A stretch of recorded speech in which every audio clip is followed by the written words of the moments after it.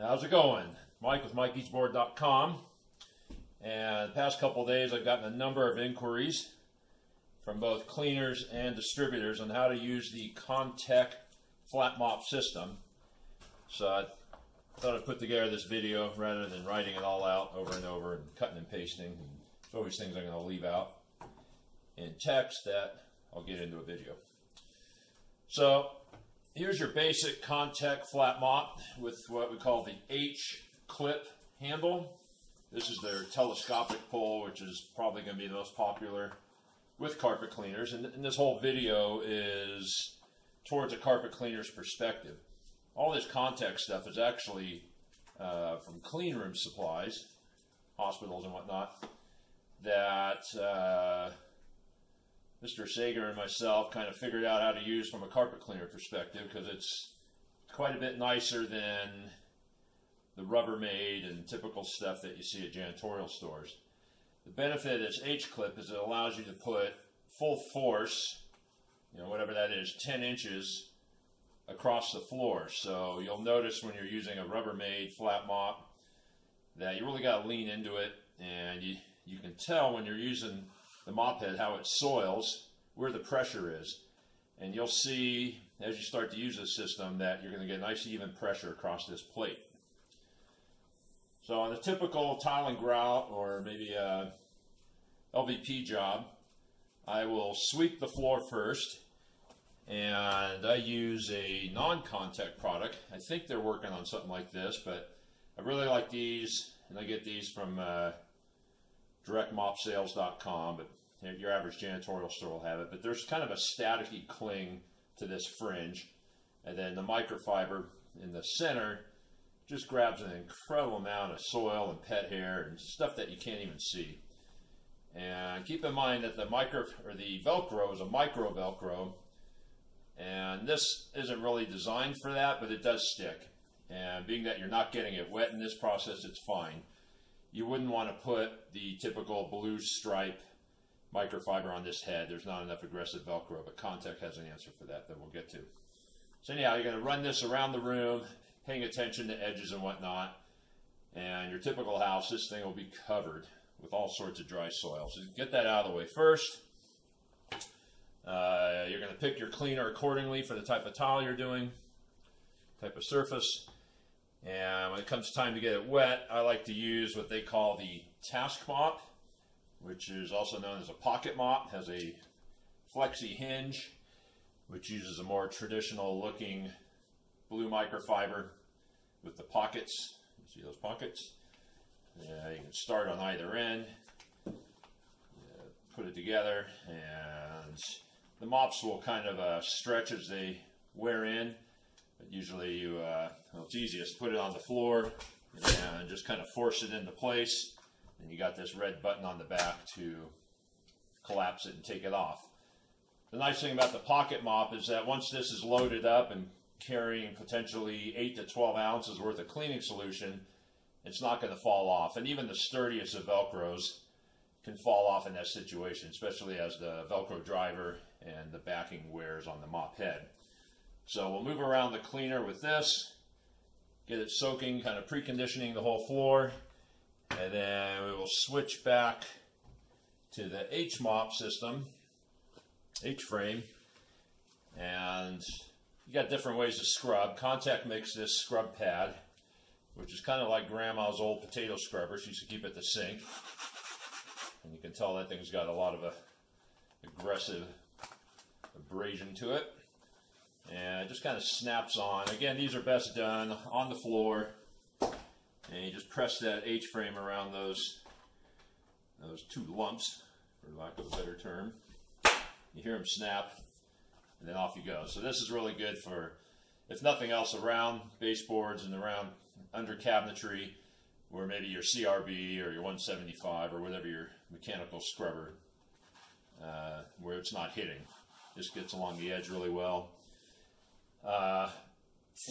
You're going to probably need a grout pole brush to get into the grout lines if the CRB and this isn't doing it. Hand scrub it. I always believe in scrubbing versus using too much heat or pressure, which inevitably causes grout failure. Too much heat and pressure. Okay, so we've moved it around. Now we're going to come in with our hard floor wand or our turbo spinner, rinse the floor and clean it. And let's say we're going to dry it, put down some fans, or go clean the carpet for a while, let nature do its thing. And now it's time to seal the floor. So you got a couple of choices. You can go back to this. This works fantastic. Obviously use a fresh, new, dry head. Don't try and seal with a head that's got cleaning agent in it. Or you can use the, what they call the Primera with the foam core. And this foam core will probably hold 12 ounces of sealer. So you pour a puddle in the middle of the room or spray a puddle out of your multi-sprayer. And let's pretend we're using a Sager's Super Sealer or some other similar solvent-based product. And again, the Velcro grabs that head. And now you can proceed to move the sealer around the room, whether you're sealing, you know, a 100% stone floor or, you know, porcelain or ceramic, and just going after the grout line. The key is cover the whole floor and watch that the grout is getting dark. You want to make sure that grout is absorbing the sealer and you're kind of puddling it up. Most sealers are going to require 2 coats, especially if they've never been sealed before. So give it 5 or 10 minutes, go wrap up your truck, talk to the customer. Come back in and you're going to notice that certain areas are going to be more absorbent than others. So find the areas that need more sealer. 9 times out of 10, there's still enough product on the floor that you can move it around, get it back over to those dried out grout lines, re-wet it a second time. Let that sit and then flash it off. If you're using a more traditional sealer that needs to be buffed, now it's time to come buff it with 175 or whatnot, or do it by hand. You could actually use a fresh one of these to remove excess sealer, but usually people use a 175 floor machine to speed it up and get that buffing action. When I use Sager sealer, after that second coat, most of the time I'm able to just leave because I know any residue is going to flash off and be undetectable on anything but the most polished of floors, something that has a glass-like surface. Then you're going to want to get that haze off. But any matte finish, which is the most common floor you'll run into these days, the excess residue won't be visible. And the customer will actually notice that it's coming cleaner for a while before that wears off from foot traffic or more aggressive cleanings. Then you got maybe a fourth choice of using just the stock Primera pad, which is basically what's laminated to this foam. But these being virtually snow white, these are real nice for a couple of reasons. One, you're going to see any residue, soil residue that's left behind on the floor. These can be an all-in-one cleaner. If you got a very lightly soiled floor, maybe your own home or a nice home that you maintain on a regular basis, all you'd have to do is spray down a neutral pH cleaner and just clean with this. Because it's so white, you're going to see where the soil's coming up. These are sold in bundles of 20 for somewhere about $17. Yes, carpet cleaners are extraordinarily thrifty by nature, so you can wash these and get multiple uses out of them. But again, they were designed for the clean room industry, and they're really designed to be thrown away. But they're good for walls and ceiling, all sorts of stuff. But I wash them and get quite a few uses out of them. I'm not cleaning sanitized type situations. But excellent on wood floors and LVP as well, as you really see what you're getting out. And let's say the floor's got a little more soil, you could do the same thing, just use a lot less solution. Hit it first, put down your cleaning solution, hit it with a task mop, maybe scrub a little bit by the kitchen range where the dog sleeps, entry areas, then come pick it up with this.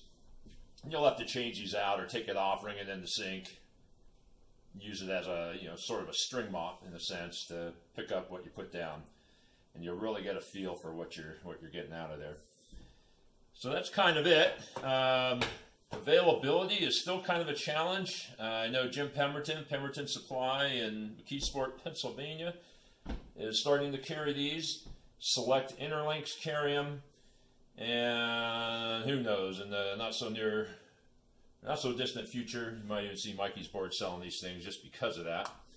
I believe John Don is putting together sort of a Sager specific package that probably have most of these all in one kit.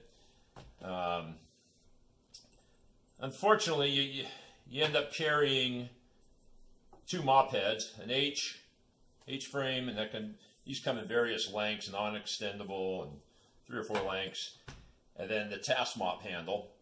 There's really no way to transfer the two. This does come off, and you can use it for other purposes.